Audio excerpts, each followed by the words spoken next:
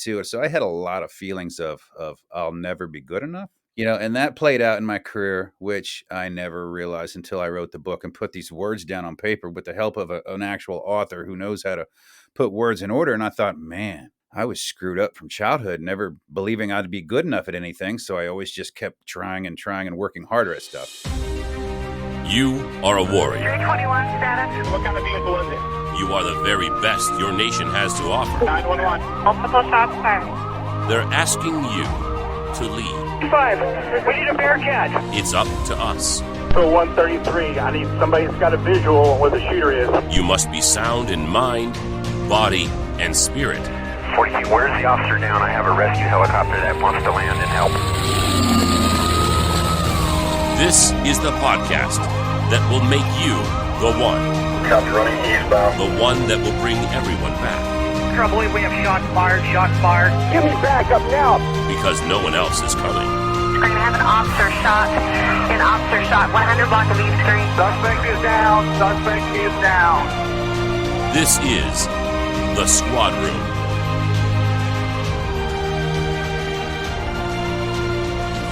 Hello, everyone, and welcome to the Squad Room Podcast, where we learn how to serve, strive, and succeed in our challenging careers as first responders. On this show, we cover the tactics and strategies that you can use to lead with vision, honor your oath, and take care of your mind and body, and be the one in someone else's time of need. My name is Garrett Tesla. I'm a full-time sergeant for a sheriff's office in Southern California, and I am on a mission to build a world where first responders wake up inspired, feel confident at work, and go home safe, knowing they've spent their time in a worthy cause. Now, that is itself a worthy cause, and it's a lofty one. It's a big one, but I am committed, along with many of you, to making that the future of our professions. Before we get to our guest, I want to remind you of a few things. First, if you're on social media, make sure you're following us at the Squad Room, and you've liked the Facebook page, and join our group, the Facebook Squad Room group, for some good discussions. And of course, make sure that you sign up for our Tactical Tuesdays mailing list. You can go to thesquadroom.net/Tactical Tuesdays to get on that list. Every Tuesday, I send out 3 to 5 things that I think are on my head that week or on my mind that week. Something, maybe it's a training video that I think you find useful, a quote I'm pondering, a book I've read that I find is useful, some equipment that I think you would enjoy, just kinds of things to help you get through the week and help you, get into the right frame of mind of self-improvement or personal development or whatever you want to call it, just getting better, right? One day stronger every day. To get signed up on that mailing list, just go over to thesquadroom.net/Tactical Tuesdays, that's plural, and we'll get you signed up. You can also text me your email address and name to 805-364-2331. Again, 805-364-2331. If you didn't catch that, it's in the show notes. You can click on it right there from this episode. All right, my guest today, man, this guy. The great thing about having a podcast is that you get to talk to amazing people. And this guy, Tom Satterly, he's up there, man. It's fast. It's a great interview. And it's not, I don't mean that as like I did a great job interviewing. I mean, like, the content of what Tom brings to this interview is spectacular. I wish I had hours with him to talk about his story and his journey, and we get right into it. So I mention a few things, but I gloss over a lot too, because there's just so much I could cover with him in an hour that I could go on and on and on. So I'll give you the quick bio on Tom Satterly. Tom is now the CEO and the founder of All Secure Foundation, but really it goes so much. We'll explain what All Secure is and what he does now. But Tom is a highly decorated combat veteran who joined the Army right out of high school. Spent several years as a combat engineer, went into the Green Berets, the Special Forces, and was tapped at like the age of 22 to join Delta, better known as the unit. Or the unit better known as Delta Force, right? And to be tapped at 22, 23 years old for that unit when he had people who were a decade older than him trying to get in, and they typically recruited a much more older person from Special Forces or from the Rangers, he got in at such a young age, and he made the most of it. His first combat deployment was to Somalia, Mogadishu in 1993, in the battle, of course, known as Black Hawk Down, or the Battle of Mogadishu. And we've had Brad Thomas on the show, who was also Delta, who's good friends with Tom. And at the time, Brad was a Ranger involved in Mogadishu. Tom had already made it into Delta, and that was his first combat deployment. Was within days of landing in Somalia, was involved in this, of course, now famous battle. He served in the Army for over 25 years, 20 of those in Delta. He's led hundreds of missions, including some of our nation's most important special operations campaigns, including he was on the raid and part of the planning for the raid that captured Saddam Hussein. He was there that day. Like, how crazy is that? He was awarded 5 Bronze Stars, 2 of them for valor. And Tom's story, really, the amazing thing about it, his story, and he wrote about it in his book, All Secure, A Special Operations Soldier's Fight to Survive on the Battlefront and the Home Front. Tom's story, as awesome as his stories of being deployed are, and being in Black Hawk Down and capturing Saddam Hussein, Tom's story really is everything that happened outside of the battles. Tom was deeply affected by Black Hawk Down at the time and that battle. And like so many, stuffed it down, refused to acknowledge it, refused to deal with it. And just like everything else, he was dealing with it without realizing he was dealing with it.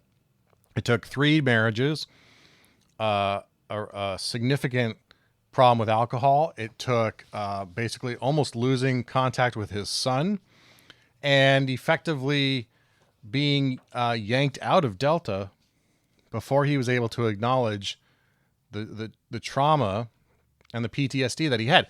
And some of it too, he's got this crazy story in the book where a doctor, he checked a box. Yes, it was like a yes/no question.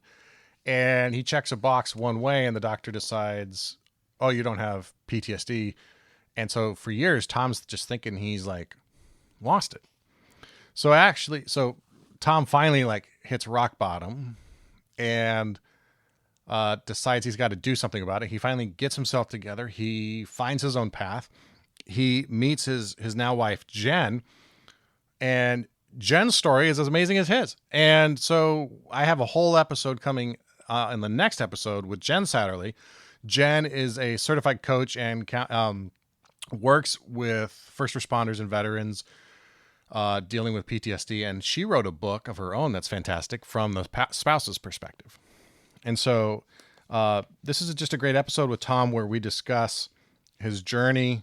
We discuss his beliefs about policing and how challenging it is for us. You should hear when Tom retired out of Delta as a command sergeant major, which of course is as high ranking as you can get. And I'm sure I'm getting that slightly wrong, but you get my point that command sergeant major was a very prestigious position in such a prestigious unit. And for a guy who was in Black Hawk Down and for a guy who helped capture Saddam Hussein, he sat here during our interview and to my face told me that cops have it worse than he did, and that really hit home with me that if a guy like that can say that with such honesty, that we should be willing to accept the idea that things have to change and that we don't need to put on this macho attitude anymore. Because if there's not a more macho guy out there than Tom Satterly, but he's doing the work on himself, and he's a great beacon of leadership and of possibility for us in the work that we're doing. So it's a fantastic episode. I think you're going to get a lot out of this. You're going to get some great perspective on managing yourself, managing your emotions and your trauma. If you have it, and to be frank, if you are a cop for any amount of time, you've got some trauma. It may not be PTS, but it's certainly there in some way. And creating the self-awareness to begin to deal with it appropriately, right? So that's what you're going to get out of this episode with Tom. Again, the book, All Secure, Special Operations Soldiers Fight to Survive on the Battlefront and the Home Front. So here we are with Tom. Thank you. Appreciate you having me on. I'm to say honored. I think that word gets overused a lot these days, but truly, man, now knowing your history, reading your book, understanding your journey, honored you're spending time with us today. So thank you for being here. The book I'm referring to is All Secure: The Special Operations Soldiers Fight to Survive on the Battlefield and the Home Front. And I thought I'd do this. Obviously, the listeners can't see it as an audio podcast, but sometimes, I'm sure you've been on a podcast. Someone says, "Great book," but they haven't read it. I just wanted to show you all the tabs I have. I'm a tab guy when I read, and I tabbed so many parts of your book, highlighted to just think it's an incredible journey, and I use that word intentionally, journey, instead of story, because this is something you lived and you went through. And so I want to start maybe in an odd spot, but I want to start back in Indiana and kind of describe your life growing up, because I think it will later inform, the end result. Talk about that a little bit, if you would. I look back on my life growing up, and it was small town Edinburgh, Indiana. I mean, it was my dad walked to work. I think what I remember growing up was we lived halfway down the block, and he was manager at a grocery store, and he would walk to work, and I had the roam of the town. I was the youngest of three, and I would, I mean, it was just fun for me. I rarely got into trouble. All we ever did, in the summers, me and a friend of mine would walk across town to the pool. And that was about all there was to do, the public pool. And I tell you what, there was two guys in town that were bullies. There was like 2 or 3 different ways to go around this town, down the middle, the left or right. That's it. And we changed it up enough because we always bumped into these guys. And I don't think I figured out till the military days that, there's always one point of departure at your home, and there's always one point at the target, that you have to come and go. That's where they can channelize you. I didn't really think about that, but they always seem to find us and beat me up. My friend typically got away from it, mainly because I was just the one that stood there with my hands on my side crying, and he might have had a little more cuss words in him or something and threw some things at him that kind of kept him at bay, but I did nothing. Years of just standing there getting punched in the face by these bullies. And that's what I remember of a good childhood. I mean, my childhood I didn't have rough parents, nobody put cigarettes out on me. We weren't rich. We didn't have a lot of money, but we had values. And I knew that if I worked, clean gutters, mow the yards or whatever, I could make money. I could buy my own bicycle, and I could buy things that I wanted as a kid. So I learned to earn everything as a child. I learned to work for what I wanted as a child. And I finally learned to stand up for myself as a child after years of just, face punching, that I'd stand there with my hands on my sides and cry because my parents said turn the other cheek. And I thought one day it'd go away. And I learned that it didn't until that one day I had a shark roll over with my eyes just rolled in the back of my head. And I freaked out. And it was after my brother had jumped in and protected us one time. It kind of gave me confidence, I think. Because the next time it was a bit of a delay before that happened down the road, but when we finally bumped into him again, here we are again. Your brother's not here to protect you today. And I'm thinking, oh God, you're right. It's going to be worse today. And I freaked out. And I mean, I don't know. I remember some violent things that I did that I was never taught. I think that came from instinct. Bashing this dude's head on the ground and just things that I've never knew I had in me. And they took off running, crying. And I mean, I tell you what, I had the most confidence boost in my life that I ever had at that moment. I think I'm curious. That's obviously a formative story now, in your, I think we're about the same age, but about mid-40s. And something that you can see now as being a turning point in your life. But at the time, or even up until joining the military, was this something that was present in your mind, or is it something that really arose later, or did it connect the dots to your career in some way? Not till I ended up writing my book, and I was in a better place then. And through a lot of digging and a lot of, hey, tell us about you growing up, and me finding these stories and actually remembering things that, it's funny when we do therapy counseling and coaching with guys now, a lot of it goes back to childhood. A lot of childhood trauma that we find, untreated childhood trauma that a lot of guys are suffering from that was triggered by, combat or triggered by the stresses of their job. And I kind of look back, and I didn't think of that at the time. I didn't jump up and throw my hands in the air like Rocky, and I want to fight, and I had newfound confidence. And I went to school the next day, and you could tell I'd beat somebody up. It was one of those, wow, I have that in me. Holy crap, and I was kind of terrified I was going to go get in trouble. Oh, now I'm in trouble, because I was, and I've always felt that way. I mean, God, I remember a time in Somalia, I dropped a grenade on a guy's head, and instantly I thought I was in trouble. And somebody comes in, what was that noise? What was that explosion? Right? Nothing. I lied. I threw a flashbang. I instantly thought I was in trouble. And I've always had that my whole life, to where people get away with things, but I won't even do it. I won't even try it because, number one, it's wrong.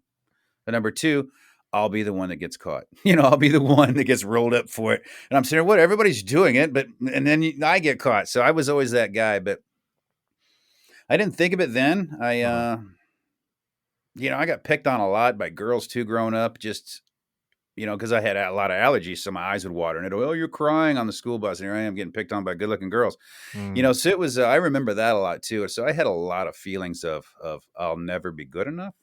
And that played out in my career, which I never realized until I wrote the book and put these words down on paper with the help of an actual author who knows how to put words in order. And I thought, man, I was screwed up from childhood, never believing I'd be good enough at anything. So I always just kept trying and working harder at stuff. The reason I ask about those things is because we'll get into the obvious stuff, in a bit, but so, I kind of chuckle at your answers because, so much of the cop, I'm trying to think of the word. Of course, I'm drawing a blank on it right now, but that we often get picked on by people who have an anti-cop view as saying, oh, they got picked on in high school. They got picked on in grade school. So they got a gun and a badge so they could go swagger around and pick on people in response. I'll show and I don't you. ever, and I think half of that's true. I think that's often people in law enforcement had an experience in childhood like yours, or got picked on for something, or felt less than in some way, or not, or taken advantage of, and they decided, I have an opportunity to make sure that doesn't happen for someone else, and are called to service in that way. But I don't believe in the idea that the vast majority of us got the gun and the badge to form some sort of retribution, so that's why I say I believe in half of that. I believe that we experience some sort of being picked on or trauma in some way that later informed it. And I think that probably informed some of your path towards the military, right? And seeing that. So, you grew up in this small town in Indiana, and I laugh because I grew up in a small town in Minnesota, at least for the first, half decade of my life that I remember, and very similar ideas, same work ethic, same Midwestern, kind of lifestyle, which, idyllic in some ways until you have until you think about the things that, oh, right. the bullies, right? There's so much more I don't know about. So you go off to join the military, and you do a tour in the regular army, I guess. Right? That's not an inappropriate way of phrasing it, but the regular. No, I get nervous because everybody gets mad at words nowadays, and I'm like, regular army. Yeah, I guess that's okay. It was the regular army. I didn't do anything, but I was in the army, and I got the cheapest uniforms and the cheapest equipment. The flow down, right? You get the flow down. You get what the cool guys don't need anymore. 20 years ago, you get, here's your musket, sir. Thank you. Right. That's how I end up with one of your AMRAMs parked in my station parking lot right now. Right. I drove by a police station in a small town. They had one of those 4-wheel armored vehicles that nobody uses anymore. And I thought, I bet they love. No, it was an actual National Guard too, because they get the ones that roll down, and then they sell it to law enforcement, or you see some civilians driving around with those things. But yeah, it's always that hand-me-down thing, and that's why it was like the regular army. That's as regular as you could get, for lack of a better term. But I mean, you were posted out in Germany, right? For a bit, and then you decided to try out for special operations, or for special forces particularly, right? And I want to make sure I get that right. Special forces, not special ops. I have enough Green Beret friends that would be upset if I got those mixed up. Right. And you joined the Green Berets for a short time before you decide to try for the unit or Delta Force. And Yeah. so you go through that process, and there's such a like a personal gauntlet that has to happen for that. But I think the thing that I found, I've interviewed enough SEALs, I've interviewed enough Green Berets. Brad Thomas, who you are good friends with, has been on Yeah. the show. There's always a decision that happens, it seems, before they do something like that. The successful people have made a decision before the attempt. And I was wondering if you could walk us through what your decision was to decide that you were going to be in the unit. Yeah. 3 years in the regular Army sealed that deal for me. Every Monday was motor pool Monday, whether that vehicle moved or not, and the vehicle never worked. And things in the vehicle, like the heater, only worked in the summer. It didn't work in the winter. Most things were always broken. I mean, it was the miserable life of motor pool Mondays. What do you do on Tuesdays? I don't know. I mean, there was no purpose. I mean, I was a combat engineer in Germany, so we had our duty was to stop the Russian horde from coming through the Fulda Gap by blowing all these bridges and all these roads that were built to put the explosive charges in. So all I would have to do is during war, here come the Russians, drive our APCs out there and drop all these cheese charges in the ground and blow the road so the Russians would slow down before they killed us. And then the military from America would show up and save the day. So that was typically what I did. I learned how to drive a M113 armored personnel carrier, and I learned how to take orders from people. Mm-hmm. And then those 3 years, I knew, I was like, this is not it. This is not going to keep me excited. And I was going to get in and out in 4 years anyway and go to college. So it really didn't matter. But we went to French commando school, and I thought, this is really cool. And then we went to German Ranger School, and I thought, I want a slot to German Ranger School. And I went to that. And though they're horrible schools and they suck, you learn so much. And you grow through adversity, and that was just a lot of adversity. And then I was exposed to that stuff, and I said, this is better. This is different. I'll give it another, say, 6 years or something. So I want to be a Green Beret. And I couldn't do it because I had been promoted to E5 too fast. I didn't have primary leadership development course, which I needed to get into the Green Berets, but they wouldn't give it to me because I was already E5. They were trying to give it to E4s to go get E5. And so I'd gotten my E5 by winning Soldier of the Year. And so through extra work and studying, I made my E5 quicker. So that kind of hurt me to go to this school. So I just went ahead and re-enlisted for jump school.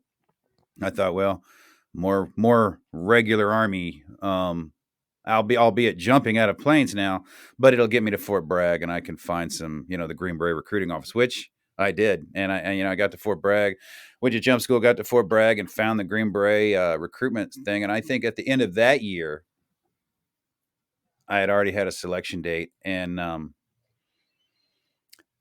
going through selection, SFAS, and then the 6 months of, being an 18 Charlie, which was easy for me because I had all of the calculation and placements for explosives already memorized. So that's the hardest part in the Q course for the Charlies, which I already had memorized. So that was easy for me again. So I was bored again. And I was in language school trying to learn Persian Farsi. And some guys came up and said, hey, we were in the Q course with you. We think you have what it takes to go to be in the unit. And I was like, well, okay, cool. What do I do? It was just wanting to be better. I mean, honestly, I had no plan for that. It was just it popped in one day. I knew I wanted something better. And every time something better presented itself, I went for that. And I went for that. And all along the way, sick to my stomach, I would never make it. And then I would make it. And then I'd go for the next one, sick to my stomach, I'd never make it. And then I'd make it. To the point of when I actually made it at the unit, the shrinks are like, so what are you going to do now? We've looked at your career path. You've been in schools for 2 years here. You keep climbing these mountains and never sit there very long. Are you going to enjoy the mountaintop on this one? And I go, well, is there another one? Like, well, no, not really. I go, well, then I'll sit here for as long as you'll have me, and I spent 20 years there, learning so much that I would never have the opportunity to learn. That it was amazing. But I wish I had that thought plan that I'm going to be Delta one day. I did sneak into a recruiting briefing in Germany as an E4, and I wasn't allowed to go in. So I snuck in, And I remember this guy in a bad suit standing down there in the front of the auditorium, and he had one of those projector slides where you push the button and the little picture pops up and goes down in front of the camera. And if anybody knows what I'm trying to describe, I don't even know what they're called anymore. And it was just a picture of the planet Earth. And he said, "This is our training area." And he clicked it and it went away. And he goes, "Any questions?" And I thought, I gotta go do that. Whatever that is, I gotta go do that. And then 2 years later, I'm getting approached, asked to go try out for that. And I thought, well, that's awesome. I'll go do that. And made it. I mean, I made it. I was told I wouldn't make it. I was told I was too young. They'll ask you to come back in 2 years. At what point I'm thinking I'll never come back. If I don't get picked now, I'm not doing this again. This was hard. And you, I mean, you were 22. Yeah, I think I just turning 23. So yeah, so 22, 23, and you're being tapped into a position where you're dealing with guys who are a decade older than you, trying to get in and trying to come in, because that's typically who they recruit from, right? Like, but by then you'd already accomplished, a good amount by 22, 23, and then here you come into a position where you're first recruited and asked to join, and then so I guess my question is, they saw something in you. And so this goes to some of the leadership I wanted to touch on with you was, they saw something in you that was unique, very unique enough to ask a 22-year-old guy to go through selection.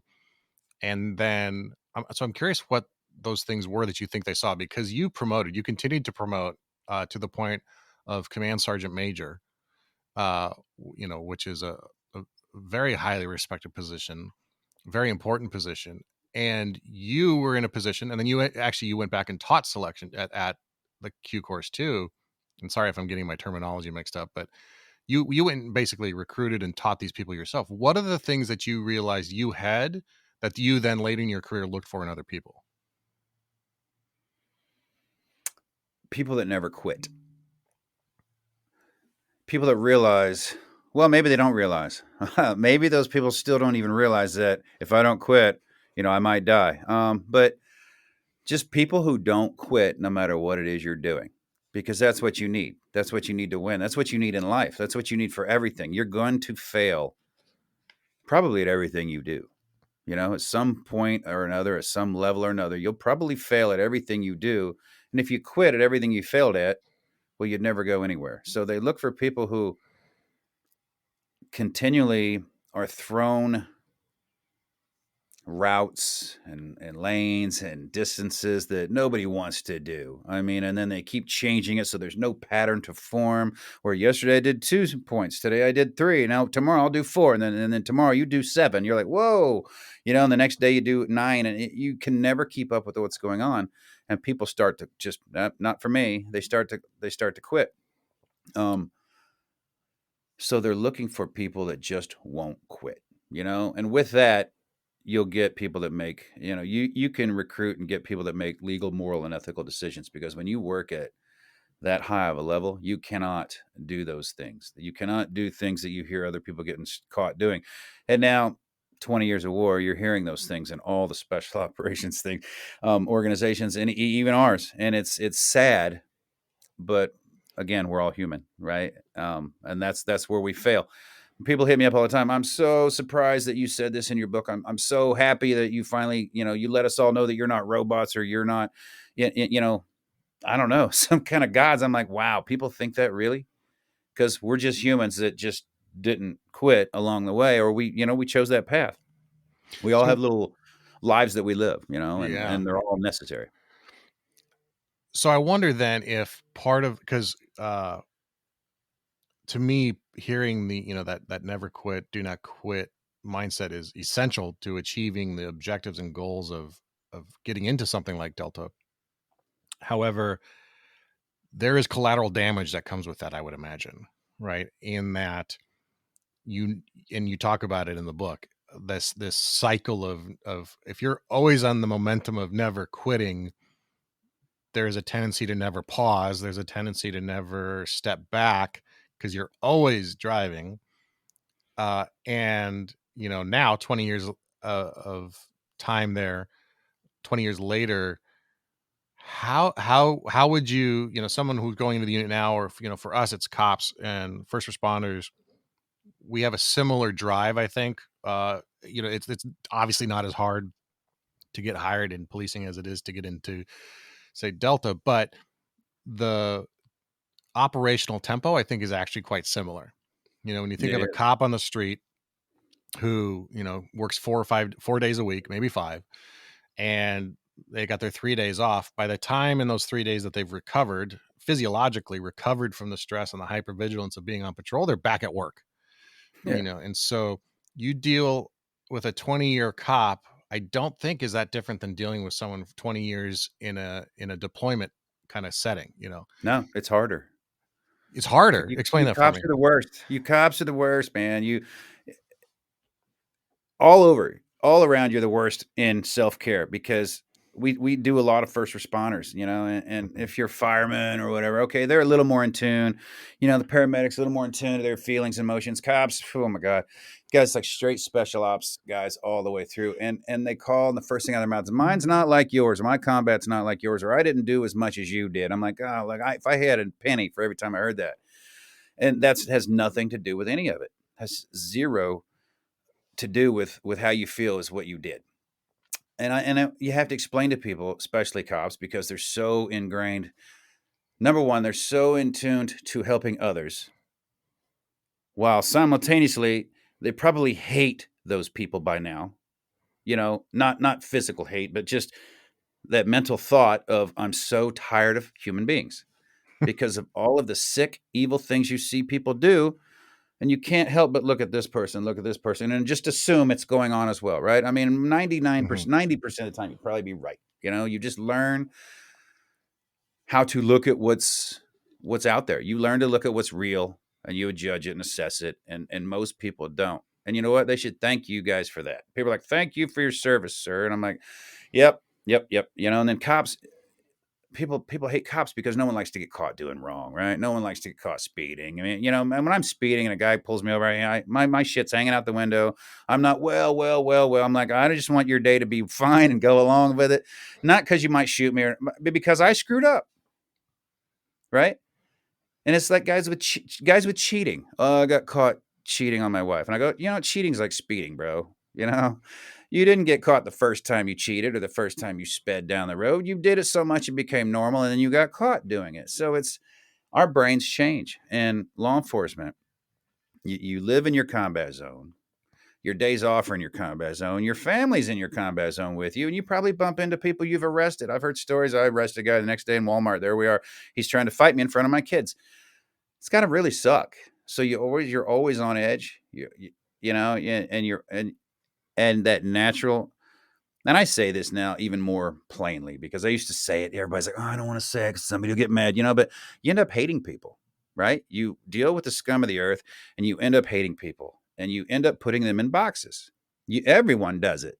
The people that don't admit it are just the liars out there. The ones that admit I put people in boxes because of what my brain sees and what I've learned over the time. This is what my brain does. I don't do it. I didn't learn it. I was shown it by you. You guys do this. You bad people do this stuff. And I've grown in tune to it to be ready for it so I can do my job. My job's to catch you. It's a game if you want, man. But, so yeah, you end up bitter and you end up angry and you all don't think that you're hurting, One of the things that we struggle with is exactly what you just touched on. And how, I'm sitting in it right now, talking to you like I'm a sergeant for a sheriff's office, talking to a guy from Delta. I haven't done that. Your first deployment with Delta was the Battle of Mogadishu, right, in 1993. Yeah. Like trial by literal fire, right? And you lost your close friends in that battle, and then it just didn't stop from there. Like talk about like throwing it in fifth gear and just going 100 miles an hour for your career for 20 years. Like you're one of those guys who had that kind of career. You were on the raid where Saddam Hussein was captured. Those are like kind of the big bookends of your career, it seems. And a lot happens in the middle of it. But I sit here comparison, I didn't do that. I think anybody listening, any cop listening to this can be like, I haven't had a shooting, or maybe I had one shooting, but I didn't have that. I wasn't in the Battle of Mogadishu. I wasn't, out in Iraq, like, how do we drop that? How did you drop that? How did I drop what? This comparison, this tendency, or maybe not even drop it, but No. how do you work it? How do you work on, because even you, I Yeah. imagine, have some level of comparison, right? There's always a guy in any team that we all aspire to be. And I'm sure you have those people too. Like, how do you drop that comparison and just kind of sit with yourself and sit with being okay with yourself? I don't know yet.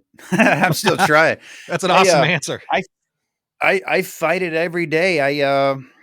If I sit around too long, I feel worthless, even though I have nothing to do. If somebody else is moving and doing something, I'm envious. I'm like, well, dang it, why can't I think of something to do? And so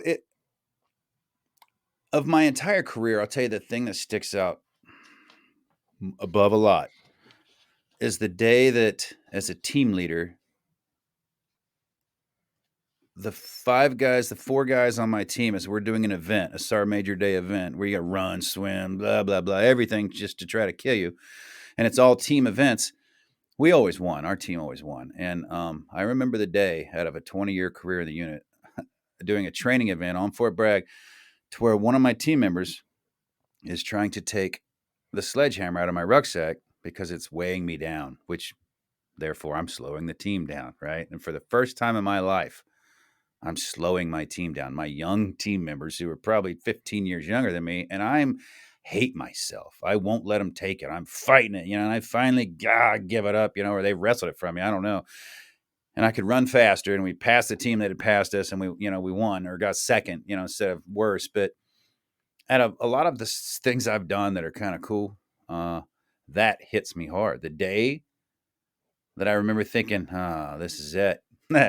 These young kids, I can't keep them at bay anymore. They're going to take my job, and even though it's a natural progression, losing your job, if you will, retirement, losing your job, not having the authority, the godlike complex that you can get in positions of authority, to where you can actually stop somebody from doing something stupid, and be backed by it. Once that goes away, man, we change drastically. And I don't know, all that comparison along the way becomes a habit, right? So now it's your muscle memory to look at everything and compare. And kids do it, they look at TV and they want what's on TV, so it's ingrained in us. So I think learning how to deal with it is a better term. And I'm just learning how to deal with it, because it's easy to say, I don't care, I don't bother me, right? But I'm being honest, man. Internally, things bother me. Things that I do bother me, things that I don't do bother me, things that other people do, I want to be better at. I wish I was still in the shape of a 30-year-old. And I'm 54. Yep, 54. And so my wife's like, it's okay to slow down. I'm like, no, it's not. It's not. It's not okay to slow down. And I know I should. But then I also hear, movement is what keeps you alive, right? So just keep moving. Right. Keep moving. You talk about a lot in the book, actually, of this nervous comparison to, it's telling that you start so young in the team, so young that they were worried that you were too young to be in the unit. And then as you progress, you find a spot where you realize you're not the young guy anymore, and that you're having to compete with these young guys, and you're constantly being evaluated for your fitness and proficiencies and compared against this newer generation. And then that, at any given day, you could be tapped and pulled out of the team, out of the unit for not meeting the standard. And I see a comparison to that, with us in law enforcement, where I was just talking about it the other day with a friend. We were, you graduate the academy, you remember your first day on patrol by yourself after all the training, and it's a big deal. And you go through your career, and all of a sudden one day you realize that, you don't know the names of the new guys because there's so many new guys.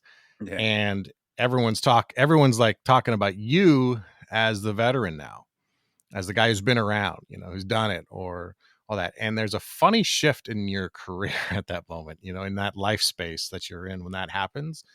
And you realize I I can't keep up with these guys, or I need to keep up with these guys and I need to change so that I can. Yeah. We get so in policing, I think we get so kind of set with the idea that, well, we got trained at the academy, we got trained in field training, we went to a couple classes and we're done. We that's all the training we ever need. Versus this idea of continual improvement, which I know is emphasized in the unit. When you were, there's so much of your book that I could cover, but I really want to emphasize your own journey at the end. I mentioned Mogadishu and then and Iraq. So to suffice to say that there is a ton of action in your career. You joined, at a time where, like you just said, the Soviets and the Russians was a real possibility, right? The Cold War was still cold or cooling off. And then through the global war on terror in 9/11,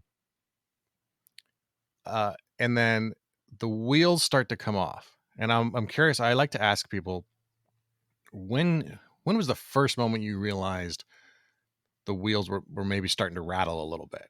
Because I think that's the point where we have, if we're aware of it, if we can develop self-awareness around where the wheels start to rattle before they come off, if we can change that. Where is that? It was a multi-step process for me. I took it all the way up to the day I almost killed myself.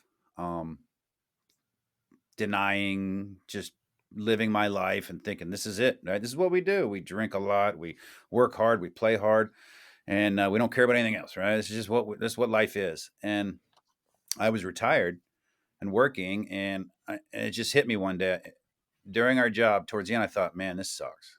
I'm teaching civilians how to put on military gear and how to shoot an airsoft gun, and then we're going to go in and teach them CQB, and then we're going to go attack this building, this old school or old church or something, whatever we found, and we're going to go kill zombies. And I tell you, when I started, it was kind of fun, and then it grew into, I've done this for real, and these guys don't get it. And I think just part of it was PTS, me being bitter. These you civilians don't get it. You don't know what real killing is, and it was one of those the dude moments, where who's that guy's like, it's not always about Vietnam. Well, everything's got to do with Vietnam. It was, and my wife jokes about it. You're not down in the muck, Tom. Your face is not down in the muck with your friends right now. But I thought, man, I'm teaching people. I used to be the tip of the spear. That's back when I'm still living in the days of I was Delta. I was Delta. Look at me. And though I wasn't cocky and brag to people, it's in your head.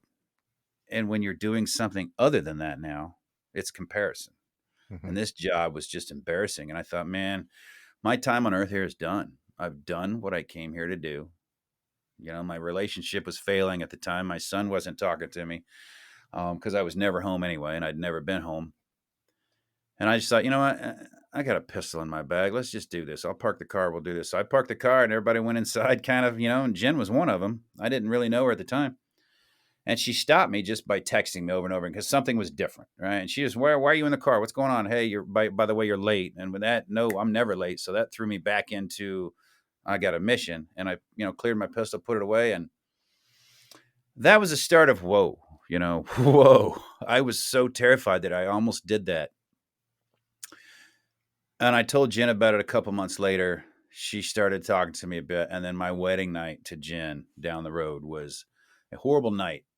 And we talked the next day, and it was one of those, and I get on the guys now. You wait till everything's at rock bottom, don't we? I was at rock bottom, and I pulled out a jackhammer, and I kept going. Like, I'll tell you when I'm at bottom, buddy. And and it was bad. And my wedding night was horrible. And the next day, it was either Monday we'll get an annulment or we'll figure something out. And I'll tell you, Monday I was in anger management classes. And that was the start of multifaceted process to get me to figure out, anger management. I'm just an angry person. So I'll just go to this class, and I had a doctor that used to do anger management for Eric Clapton or something. So he's like, he was pretty cool and open. He's like, what you have is post-traumatic stress disorder. I'm like, what? What is that? You're an idiot, And that moved me on to something else, and that moved me on to something else. And then I, and I did some things out of order because I wasn't in the right headspace. So we teach a lot of people about doing things in order. Like mine was anger. So I did a little bit of anger stuff. And then I went to transcendental meditation, which I was not ready for. It was crap. It worked a bit, but I wasn't ready for it. So there's a process depending on who you are, depending on how tough you are mentally, and what kind of badass you think you are, what process that you'll need to go through to get past that comparison. And Jen says comparison is the thief of healing. It's the thief of happiness. It's the thief of everything, because we compare everything. We compare other people to how we are, and we fail to realize at times that only I know what I've learned. Only I know my experience and extent of knowledge in this world. That's it. I know that, unless I tell other people and they believe it. And so when I start comparing my life to someone else's life, and you need to be like me and you're not like us, and unless you're like us in this bubble, you're wrong, and it's like that operator that thinks that he's the shit at work. I'm a Delta operator and I get shit done. Well, it takes 6 support guys to get your ass out the door, right? 6 to 1. So it takes 6 other people in their bubbles doing their specialty and what they're good at that you shouldn't compare to, and you shouldn't talk down to people like that, because it takes them doing their job to get you doing your job. So when we realize that we're all in this as a family, which will never happen. And sadly, it'll never happen. I'm not one of those guys that preaches we all need to just hug each other and get along, because sadly, that will never happen. We're all raised in too many different locations. And it'd be boring anyway, right? So life would be boring. But self-awareness is so key. And all of that along, in the unit, out of the unit. Here's the moment I know I start to tank. And I still didn't know it until my wedding night. And I still didn't really know it until I became more self-aware of I'm the problem. I'm the one that has a problem, and I need to go fix my problem instead of blaming and pointing my finger at other people. I got to work on myself. It's a little easier to fix yourself than it is to fix other people. Yeah, you think about how hard it is to make a change in yourself, then imagine trying to make that change in someone else that isn't in your own head. There's so much talk of in policing of us versus them, and this misnomer, it's misunderstanding that sometimes the thin blue line imagery, I think gets confused a lot as us versus the public. And of Right. course it's intended to be us versus, chaos. But I think there's a lot of police officers, a lot of jaded, angry, exhausted, officers out there who develop the us versus them mentality to be us, people in the profession, the police, versus everybody else, and I think it's a physiological reaction and a mental reaction to the obvious, but it doesn't serve us, and it just sinks us further in. And I'm curious from the comparison standpoint, we compare ourselves to other people. We do that exact same thing. Oh, they don't know what it's like, or they don't understand what my job is like, blah, blah, blah. But I also find the comparison between who we are and who we think we should be as really destructive if we take it the wrong way. And so how do you now maintain some sort of levity in where you're at on any given day versus where you think you should be, how evolved you think you should be, and how do you give yourself some patience and some grace to navigate that? Thank God for Jen. I'm the worst at that. It's she's my constant reminder, of keeping it together, keeping it real, you can only do so much, and you can't, and they tell you on an airplane, put your oxygen mask on first, right? Because if not, you're going to pass out. You can't help other people when you're passed out. You can't help other people well when you're suffering yourself.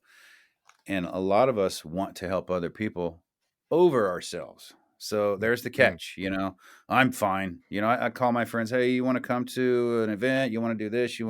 It's designed to help you with this and that. I don't deserve it. There's other guys more deserving. I'm not going. I'm like, oh my God, here I am. I'm going to end up doing this the rest of my life. Comparison for everything. Like I talked about bubbles and tribes, everyone does it. The bad guys do it. The bad guys don't like you because you get in their way.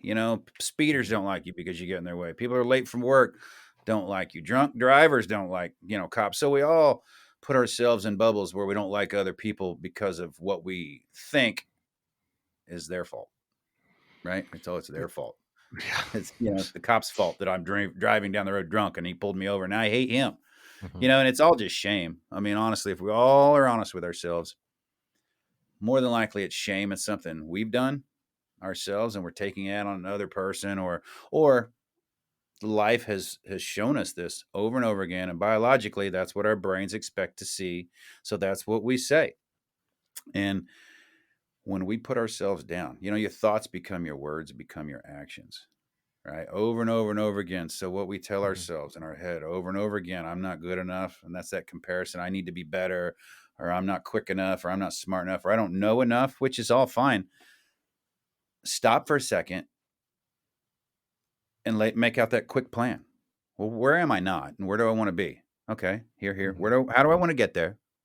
What steps do I need to take to get there? And what is in the way of that? I'm done. I mean, that's a quick, fast plan on where I need to be, how am I going to get there, what's in the way, and what's going to happen when I get there. And now I've got something I can work on. But we all kind of just sit around and don't take that extra step of planning. We just, well, I wish I could do that, or I want to be like that, or I want to do that. But okay, what steps does it take to get there? And go do that. I mean, no one's stopping you from doing anything that you want to try to do, right? Our parents lied to us. You can be anything you want when you grow up, right? I mean, they got it half right. They forgot to finish the sentence, if you work your ass off. So a lot of people are growing up with the idea, I can be anything I want. Well, nobody forgot to tell you, you got to work your ass off to do that, my friend. You got to work your ass off. And after you fail, continue on. After you fail again, continue on. And then one day you'll arrive there, that 10-year overnight success. Yeah. So there's a lot going on in society nowadays that's driving us apart, and there's people trying to bring us together, and until more self-awareness overcomes us, we're in that digital phase of life now where we're looking at others all the time. You're looking Mhm. at somebody else doing something cooler or funner or faster or different, and it's instantly your brain goes into judgment mode and panic mode. Or you watch the news. If you watch the news all the time, depending on what news you watch is what conspiracy theory path you're going to roll down that day. Mhm. Mhm. So self-awareness is so key. And it took me a long time to focus inward, not just for help, but focus inward for blame, focus inward for what's causing this. Is it me? Is it my aggressiveness? Is it my past? Is it my behavior? Is it the way I say things? And no, I didn't like to admit it. I'm a daunting body. I'm 5'10". I'm smaller than my stepson. He's 6'3" and 200 some way over pounds. He's a big kid. But he's stressed out around me just by the way I talk, because I'm just, we get that long for everybody gets that dominant. You need to get on top of something right now. And I'm going to talk louder than you until you hear me, because I will. It's just what we do. Yep. And the children don't appreciate it much when it's not necessary. The wife doesn't like it, but I don't know how many times my wife's told me to stop talking to the kids like they're suspects, like just like, or her, just like you just did, and it was a part of your book that was a revelation to me was, when chaos presents itself to us, our job is to get control of the chaos. I yeah. can't tell you how many times in my career I arrived on scene to chaos, and it was me that had to instill order. Right. And so you naturally develop this this reaction, this instinctual Yeah. response to gain control of disorder. And you will, if your kids are fighting, or this just happened the other day. This is a mild example, but my kids were kind of going at each other and bickering, and it started to get physical. And I was like, hey, there's no reason to put hands on your sister, or there's no reason to go hands on with your sister, using cop term, Right. going hands on. Like my kid's Yeah. like, what?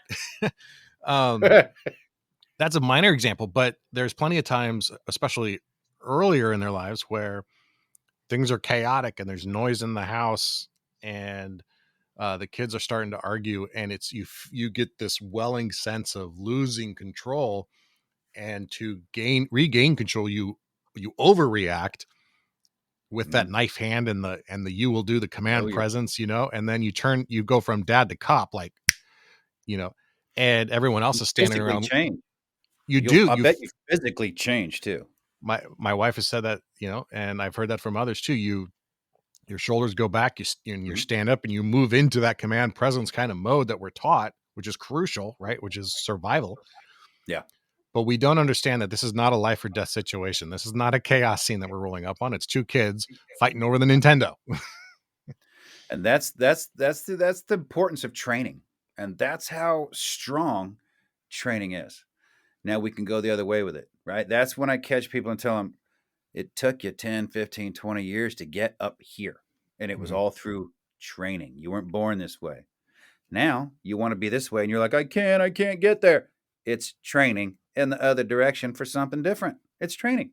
You know, you're breaking old muscle memory. You're creating new muscle memory. It's no more longer, do I need to be dominant? I'm going to pause and think. And, oh, they're just kids. They can't kill each other. You know, there's no knives out, right? So, you know, you can assess the situation. You can even take some of the tools that we've been taught and pull back and assess the situation as leaders. You know, once you're down in the muck fighting or hands-on in the job, you can't step back and see what's not being done. So as a leader, you got to step back, let it unfold a little bit. Let those kids go hands-on a little bit and figure out what it is they're trying to figure out. You know, I had to learn that here with two stepkids because when I grew up, I had one son and I was never home anyway. So, you know, I'm the guy on the phone in Iraq calling wife's like, can you tell your son to blah, blah, blah. So I'm yelling at my son from Iraq to listen to his mom. I'm always the bad guy. You know, so tell him, let him figure it out. Let them figure out what's going on. And with these kids going, they used to yell and I'd stop it right away. Hey, you know, now it's like, whatever, man, you know, who gives a shit? I don't even care what they do to each other anymore. But it took a bit to learn. I did the same thing with, you know, Claudia. One of the kids starts opening their mouth on the other. I'm like, not today. It's grandma's birthday or something, not today. And then they do it again. I'm like, and I feel my chest getting bigger and I'm starting to sweat. And everyone in the room knows it. And I don't know it. I just think I'm covering it up, asking nicely to stop it, you know, don't do that right now. Okay, get in the room now. And I mean, I don't even know I'm doing it. And then grandma's like, it's okay. Hey, you know, and her wife steps in and, you know, and all I did was talk. I used words and the whole room's in chaos. So we don't realize that we physically become who we are at work because of muscle memory. You know, and I really like your idea that, you know, it took you training to get to the point where you can do the job proficiently, but to transition or pivot or learn new skills, we still have to be okay with the idea that we're in training, you know, and you get to a certain point in your lives where you sometimes feel like I shouldn't have to train anymore. You know, I shouldn't have to learn a new skill. Things should be the way they are, but you're always going to get the same result if you refuse to adopt the new training. I'm curious for you, what has worked for you? You mentioned that, you know, self-awareness is key, and I completely agree. What are the things you use now on, you know, a daily or regular basis to maintain self-awareness? You mentioned the transcendental meditation, but you didn't stick with it for a while. Have you brought that back, or what are the things you do? Like, what if maybe a better way to phrase this, you know, new guy into the unit, you've got all this experience and you're going to sit them down and be like, here's what you need to do on a daily basis to keep yourself healthy, other than the obvious run and stay physically fit because we need that for the job. Here's the things you need to be aware of. How do you do that now? They know it now and they do it. However, the worry, right, is if I go and open up and express to a therapist or something at work, I'll get pulled off the line because now it's, you know, I can't see what's wrong with you. So I got to evaluate and assess. So I need to pull you off the line, or guys like, I'll lose my clearance or I'll lose my job. And we're always like, no, you won't. No, you won't. And all these commanders like, no, you won't. No, you won't. But the Army paperwork has not caught up, right? Paperwork has not caught up with feelings and emotions in humans. So the paperwork is if you miss this or deployment or you check in for this, check the block. That's it. You got pulled over here. Someone else is put in your position. And so you are getting punished. So it's tough, man, to get guys in. They're doing the Stella, the ganglion shot now. They're called the asshole shot because it totally resets. I guess not who you are, but the fight, not the fight or flight. But basically, you know, if you wreck a Ferrari, you know, you react a certain way versus a cup of spilled milk. You don't act like you wrecked a Ferrari with the spilled milk kind of thing. I need that immediately, and they're giving those at work, and they work. They don't take away any of your ability to perform your job, which is great. And I think that'll be good to push out to other people. Like, hey, Delta's using it while they're in, tip of the spear, just so they're not assholes at home. You know, it's And somebody explained to me that can give you some people are one and done forever. Some are a couple of months it lasts, but that couple of months gave this guy time to go and study something else and work on something else while he was in the right mindset of less aggressive, less behavioral. I wish I had the terminology, but basically that freak out moment of the stressful moment is just kind of, it's all right. I'm good. I'm good with it. And I did cranial magnetic stimulation as well. That was 8 or 10 weeks of 4 days, 5 days a week, zapping my brain 20 minutes a day, magnetically. Didn't hurt other than, your muscles lock up in your mouth every time it comes on for 20 seconds. And that after day 3, I was sleeping at night longer and longer, which is key for everybody and everything for healing and repairing all of our damage is sleep, but none of us sleep. I mean, I probably on an average sleep 4 a night, maybe if I'm lucky, 4 hours a night. And that's probably not straight through. If I go 6, I've gone to the bathroom twice and I've rolled over all night long. Guys like us don't sleep much. I hear it from everybody. And it's that fight or flight reset, that we got to turn that back off. Our bodies are always waiting to go wrestle that saber-toothed tiger, right? To eat or something. Yeah. And so it's a tough thing to get out of that life. And it's guys think I'm going to retire and go fishing. I'm going to chill. No more stress. No, man. Most of our stress was self-induced already anyway. So now we're home alone, self-inducing more stress. We don't have our outlets at work. We probably don't work out as much as we used to because the need's not there. We don't eat as well as we used to. And maybe we stop eating. I mean, I'm probably got to where I was eating once a day. I wasn't working out. I mean, and then you start feeling like shit, just generally overall like crap. And so therefore you start behaving the same way. There was a point you talk about in the book where you were like, overweight, bloated, and you show this photo of you in tack gear, and then a comparison shot of how you were after some self-care. And it's pretty impressive. Like it's noted, right? Or it's noticeable, very, very noticeable. I think a lot of guys, like you touch on sleep, that's so important, and we just don't get enough of it. Like you said, I could go to bed with 8 hours and I'll still be tossing and turning. And hell, I have like 3 different sleep disorders, and most of them are set up because of I can point to some aspect of the job as being part of that, right? Right. So I'm not going to get a good night's sleep pretty much ever. But sleep is one thing. Nutrition is another thing. That's a huge challenge for lots of officers. If you're not hyper proactive in meal prep and preparing food, you're left to the devices of the local bodega or the 7-Eleven at midnight or the McDonald's at 2 a.m. And that is not going to be a path to success. The physical fitness, if you're on night shift, there ain't no gym open at 4 a.m. when you get off work, or at 6 a.m. you're exhausted and your circadian rhythm's the worst. You're on night shift in the winter. And I remember this, you wake up and it's dark and you go to bed when it's dark and there's no vitamin D in your life. There's no sunlight, and that depressive episode that results. There's so many factors stacked against us. Right. So, and I think that's special forces and special operations in general are the same way. But you eventually kind of, like you say, you put down that jackhammer and you decided to at least stop digging. And so what were the first steps you did to stop the digging and really start making that shift for yourself and taking care of yourself? Yeah, the anger management, just to get me to think, that gave me those tools to pause before I lashed out. I mean, I was going full bore with it. I ain't even trying to not yell at people. You know what I mean? And people are like, Tom's an asshole, but he's fair. I was always fair, but man, I was just always straightforward. Does this dress make me look fat? No, your face makes you look fat. It was just it's honesty, and it was like, wow, honesty can take a different approach as well. And to me, it was, I had no empathy, no compassion for anyone, right? If you needed something, you go get it.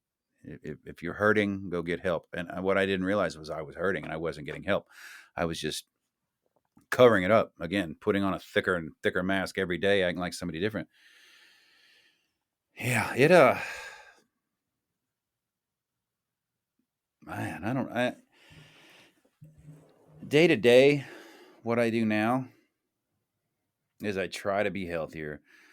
I try to eat healthier. I don't drink all the alcohol when I find it anymore. I make rules for everything we do. My wife and I make rules for everything we do, either planning or rules. When we fight, here are the rules for fighting. We don't pull out the nuclear option. I don't pull out those phrases that I know will get her off and go make her go crazy, and she doesn't do it with me. We stay within those rules. And of course, when we started this, it didn't work out too well, right? And screw those stupid rules, even though we both agreed to it. But we make those rules just like SOPs, and we try to follow them. And once we did it enough, it was more of our habit, more of our pattern, more of catching myself during the, okay, I almost said some mean things I would have had to apologize for that would have put me in a shame cycle that would have made me feel horrible, which would have made me even grumpier, So that cycle has been broken, that you upset me or I just got upset just because in the middle of the day, I'll get upset about something or my feelings will change or I'll feel sad and I will turn and I will take it out on those around me. Not on purpose, but it'll be like, well, did you clean your room? Did you pick up dog poop? Well, why not? Well, it rained yesterday. Well, did it rain the day before? I will start finding reasons why people don't follow the rules again. I fall right back into what I used to be. And I'll have to stop myself and catch. I'm like, man, that one got me down the road a little further than I've been catching it. And that's okay because we're human. Some guys call me. I really screamed at my wife this weekend, man. I blew it. We've been doing great for months. I screamed at my wife. I go, okay. People get into fights with their spouses. It doesn't mean you're having a PTSD moment. You're also normal. You also will argue with your wife and you'll also do dumb shit. So just because you fight PTSD and you might get past it and you don't think you have it anymore and you're doing better doesn't mean you're not going to get a fight with your spouse or your kids. So that's got to be understandable too for a lot of guys. They are so hard on themselves about every little thing they do. It's I'm back again. The evil man's back again. I'm like, no. Normalcy's here. People fight. People fight. Yeah. You talk about it a lot in the book about how you would revert or you would go, you embraced the identity of Delta, right? And everything that came with it, the hard charging lifestyle, the drinking with the boys at the bar after training and everything about that. And again, I see such a correlation to law enforcement where we get our identity. If you're not careful, your identity becomes wrapped up in the idea that you are the police or you are an officer and you're part of a team and you're part of a team that has a different experience than anybody else out there in the world. I think it's fair to say that I'll never know what it's like to be in Delta just as much as you'll never really know what it's like to be a cop, right? And it's not a good or bad. It's just that the experiences are our own, right? Right. And there is such an esprit de corps, both in the military and in policing, that we attach so much meaning to it and attach so much of our lives to it that we sometimes let the negative ways that the culture deals with trauma be the way that we deal with trauma, and whether it's the choir practice for us or some of the other risky behaviors that are kind of engaged in and deemed to be okay by the group, we engage in those because they're accepted by the group because we don't realize everybody else is dealing with the same stressors that we are. Right. And one of the ones you talk about a lot in the book, and this will be where I kind of wrap up, is how hard partying and drinking alcohol especially was just part of the culture. That's what you did, and you were more than happy to be part of the group and wanted to be part of the group. And how even in your early interactions with Jen, how it created a lot of drama and crisis and nearly broke up your marriage on the night you got married. It was part of your lifestyle. And you just said something and I was curious about it. If you could touch on it, like, what's your relationship to alcohol now? Are you totally done with it? You say you set rules, but I was curious if you could divide that, because I think we oftentimes think too in a black or white, yes or no, pattern. What is your relationship to alcohol now? I'm at a rule of 1 drink a night, no more than. If I drank every night, no more than. And if I choose not to drink 2 or 3 nights, I might be able to have 2 on a night, So I say 7 a week at the most, and then I reset the next week if I don't have them. I don't bank them. Like I can drink 45 drinks tonight because I banked them up. But I realized that, through a lot of work with AA, and I don't do AA, but on the periphery with it and sending so many guys there, or just having meetings with it is just the awareness of it, just the chasing of the feeling good, right? Why do I drink? I wanted to feel something or kill something. So I realized that the more I drank, the more I was chasing that feeling, and the more I drank, the worse you feel anyway, right? And I'm tired of waking up the next day, and I just finally woke up and put the two together, and it's not doing me any good. It's clouding my brain. It's a depressant. I'm depressed half the time anyway, and it wasn't working out. Mhm. So, and again, another rule, that okay, one drink a night, and I it didn't do it right off the bat. It's okay, two a night. Let's go to two a night, and not four, because I just wasn't keeping track of it, right? And then that's the weight gain. That's a lot of weight gain there. That's a lot of depressant in your body there. And 89% of people who commit suicide typically do it after alcohol or drugs, after a family incident. So we're trying to remove those things that cause 89% of suicides, trying to get guys to drink less.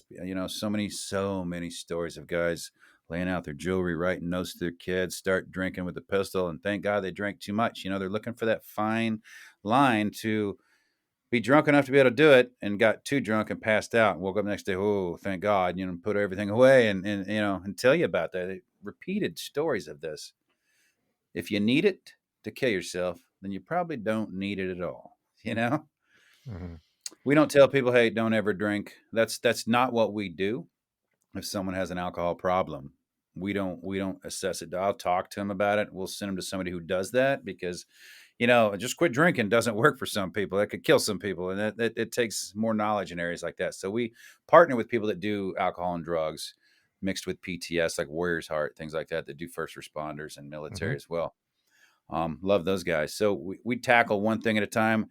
They get to us. Same thing with the shot in the neck, the Stella shot or the asshole shot. Hey, everything works better coupled with therapy, Mhm. because it's changing your behavior. You have to change your behavior. You can't take a pill to change your behavior, right? That's a pause on something, but you have to work at making something become a pattern or a habit to change what your old behavior was.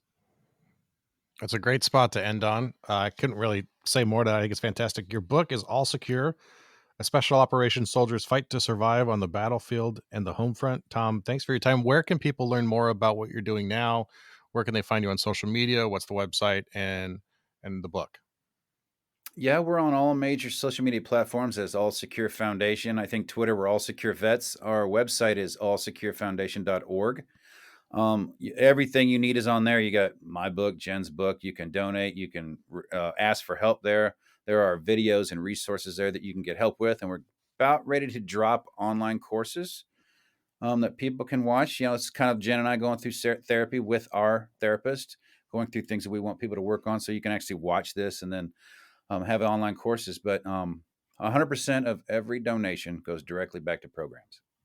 We have a donor that pays for our admin fees. So every penny that every other person on the planet gives us goes directly to helping people. Oh, awesome. We'll put in the show notes for this episode at the squadroom.net. We'll put all the links to the foundation and your book, your socials. You do a lot of work, like you say, with first responders too, and cops. You clearly know cops. You've clearly talked to them.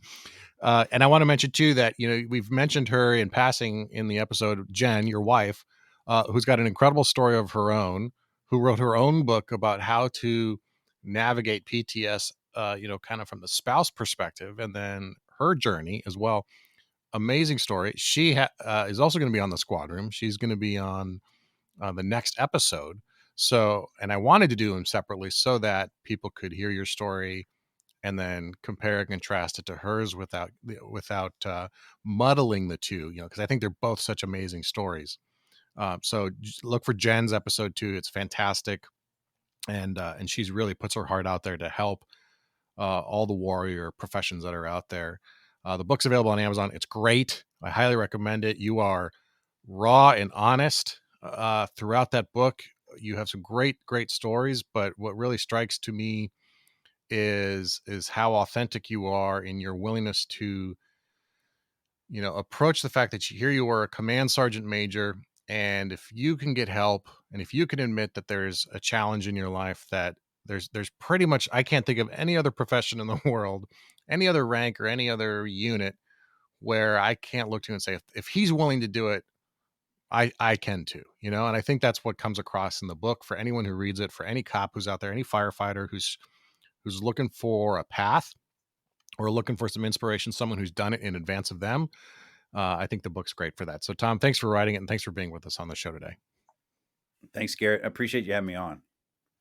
All right. Thanks for listening to this episode with Tom Satterly. Again, the book, All Secure, a special operations soldier's fight to survive on the battlefield and the home front. Fantastic book, fantastic resource. Can't say enough about it. So impressed with the work he's doing at All Secure, at the All Secure Foundation, that I just had to have his wife Jen on too. And we talk about her in passing again on this episode, but she gets her own full episode here coming up next. So make sure you take a look out for that. He does fantastic work. Make sure you check out the show notes for links to everything that Tom is up to and everywhere you can find him. All right, real quickly before you run, I want to offer you something that I'm very excited about. I mentioned it at the front of the show. Absolutely free. We've gotten a great response to it. Tons of people have signed up. Tactical Tuesdays, a free weekly email where we bring you a few tactics, tips, strategies to help you succeed in the week ahead. Maybe about a book I want to share, gear I found useful, an inspiring quote, or anything else I think that you'd like. To sign up for Tactical Tuesdays, you can visit thesquadroom.net/Tactical Tuesdays, or just text your email address to 805-364-2331. Again, 805-364-2331. And if you didn't catch that, that also is in the show notes. And you know what? You can use that phone number to text anything you want. You have a question, you want to reach out, something like that. Always love hearing from people.